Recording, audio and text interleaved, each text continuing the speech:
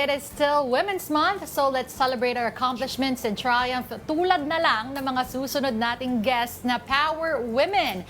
Welcome to Afternoon Delight Filipino artists and designers Alex Papa, Aila Torre, and Lari Gazmen. Good afternoon, ladies.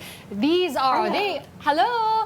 Okay, Good afternoon. Good afternoon. They are the people behind the shoe design of WNBA superstar Sabrina, UNESCO Nike Sabrina 2 in collaboration with Titan. So, I mean, that in itself is such a feat. Ladies, just tell me more about the whole thing, the collaboration, and the inspiration behind the design.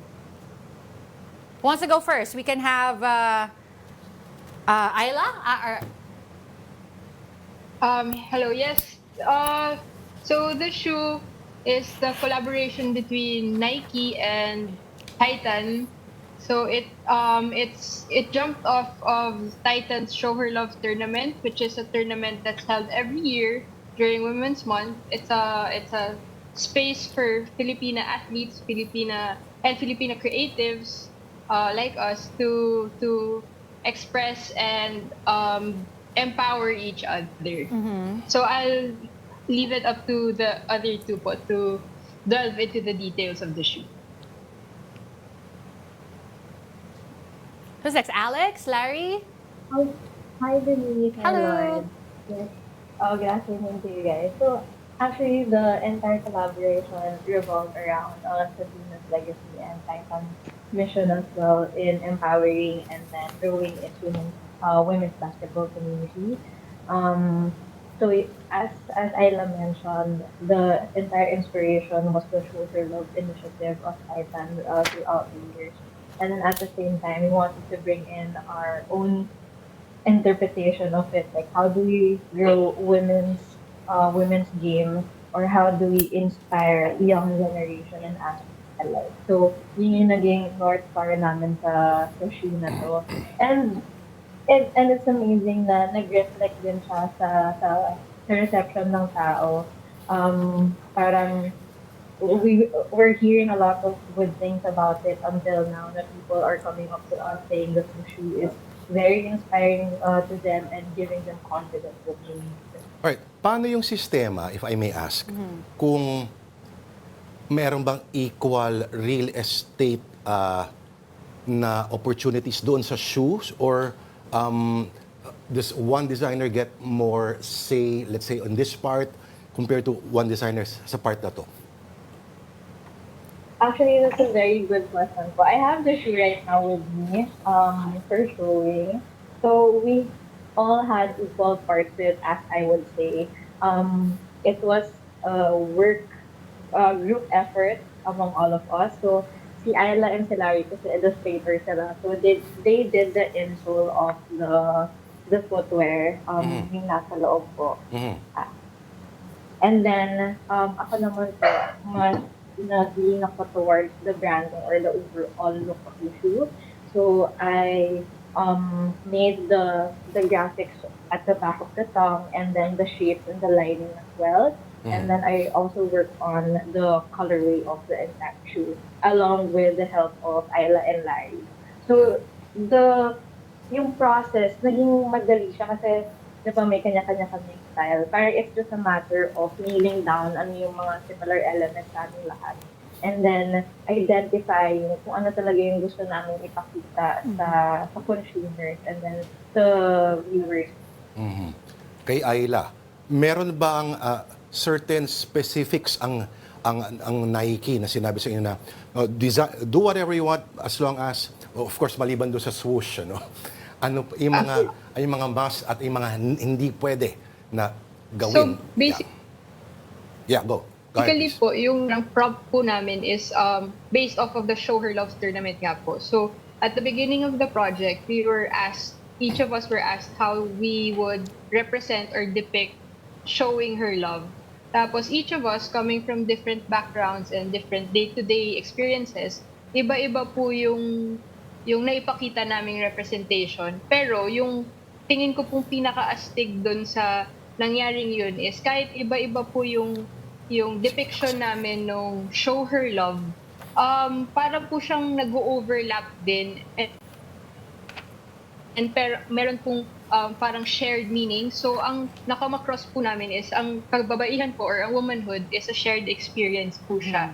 Na nung nag-explain po si Lari and si Alex, kahit na iba yung sinasabi nila sa isa't isa, very relatable po siya sa aming lahat. So yun po yung, I think, big part po sa success ng shoe is yung visual storytelling po and yung meaning po ng elements. Kaya po siya well-received, and kaya din po si Sabrina, ang sinabi niya po is easy as yes po for her yung sapatos. So, And I'm sure stoked and happy po kami dun sa reception po, not just from Sabrina, the athlete herself, but yung sa reception po ng general population din po. And I'm sure, no, easy yes din for them yon. But Si Aila ay dati ring Lady Eagle. Pero si Lari, no, si Lari ay Tomasino. Alam mo ba yon? Aba. Oo. Tama ba, Larry? Correct po. But I wanted to touch on what Aila said. No, it was an easy yes for Sabrina, sabi niya, and it was, I would assume, also an easy yes for all of you three. From getting the news to conceptualizing the whole shoot to finish, gaano katagal yung proseso para matapos niyo yung design? And I want to hear from all three of you. Ano yung initial reaction nyo, initial reaction of family members with Aila? Nakikita pa natin, of course, pictures of the award-winning actor, Joel Torre. Unahin natin si Larry. The process of designing the shoe was actually kind of a design sprint. So I think that we finished it in under 2 weeks total, including ideation and execution na rin. But the whole process of planning the campaign and for Nike to actually create the sample, parang umabot din po siya ng 1 taon. And even until now, I can look back on the day in January last year. I think that was around the 3rd or 2nd week of January when we got the news.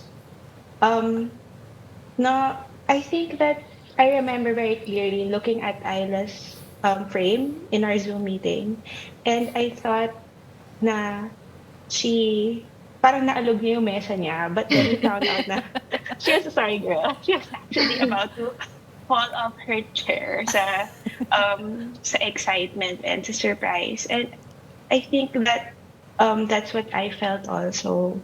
Kasi po, itong opportunity na to is offered to a very few people. And as a young designer, I've always dreamed about the day ma-offeran ako ng projects such as this. Pero this is such a big dream come true na parang it's a kind of dream that you think parang inaasam mo siya, pero hindi mo naman siniseryoso mangyayari. And I think that we're so privileged and so blessed to have this opportunity to work together on creating a shoe that I think people have loved. Si Alex. Nung una po, as in, honestly, like, hindi talaga ako makatulog. Knowing na we'll be designing a signature shoe for one of the biggest names in the WNBA. And then at the same time, parang having to work with Aila and Lari. Dati nakikita ko lang yung works nila. And then right now, parang kasama ko na sila, diba, doing the work that I love. Nung una, hindi talaga ako makatulog. And I couldn't say to anyone what the project was about kasi yun nga, confidentiality. So, pinipigilan ko yung sarili kong magsabi sa mga kasama ko na, uy, may big project ako upcoming. So, imagine mo, we had to keep that to ourselves for about a year until the launch. So, yung excitement, yung lahat ng emotions na hindi ko alam na pwede ko palang na-feel ko during that time. And then, in the span of 2 weeks, naramdaman ko kung anong feeling ng hindi matulog, all-nighter, para lang masubmit yung design.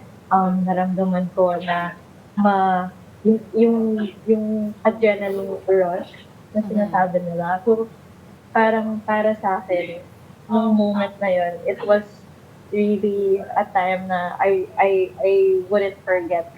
And then at the same time, parang walang right words to describe the feeling when I learned about the project. Si Aila naman, how did you react and how did your father react when he found out?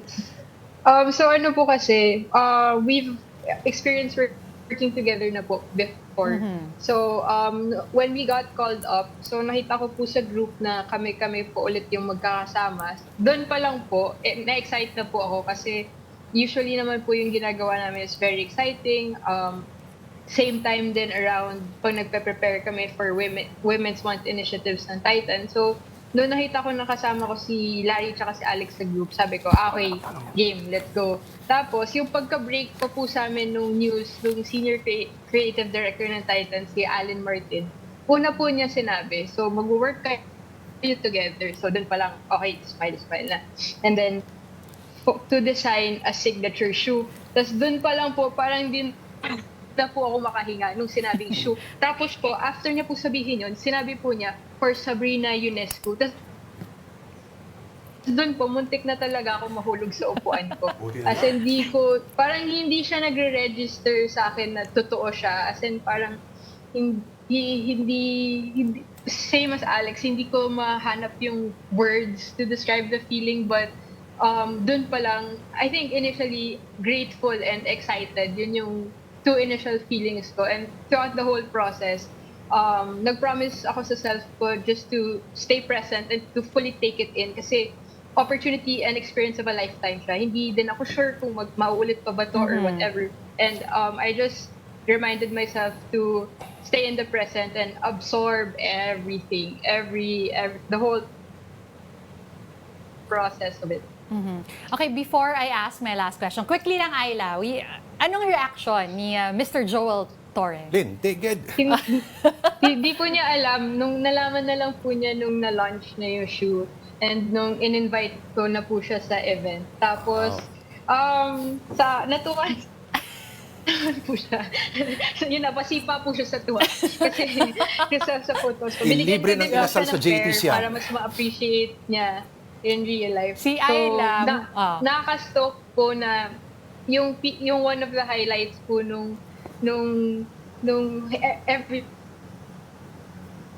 was yung binigyan ko po ng pairs yung family ko kasi iba din po yung feeling na makita silang happy and medyo tangible yung nagawa mo tapos na-share mo sa kanila. So, yun yung one of the highlights. Tapos nung event po itself, nag-shoe feed po siya with us, with the designers and yung mga kasamahan namin sa Titan. So, nakaka-stoke din na mag-interact siya and like, maging part naman In short, siya dun sa na ginagalawan ko. Ito, pwede sa pakita lalaki. yun sa kanya.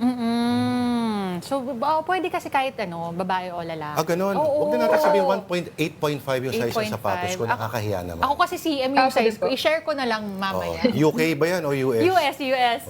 I'm sure. But Natanong ko sana kung marami ba silang compli, pero yung tanong mo na lang mas mahalaga. hindi, sana, so we hope to have you back on the show very soon to talk more about the design and syempre para mas ma-inspire din yung younger generation and young artists sa inyong tatlo. But for now, I'd like to thank you, of course, for joining us, Filipino artists and designers, Alex Papa, Aila Torre, and Lari Gazmen. Maraming salamat, ladies. Congratulations. Thank you po. Salamat Thank you. po. Maraming salamat.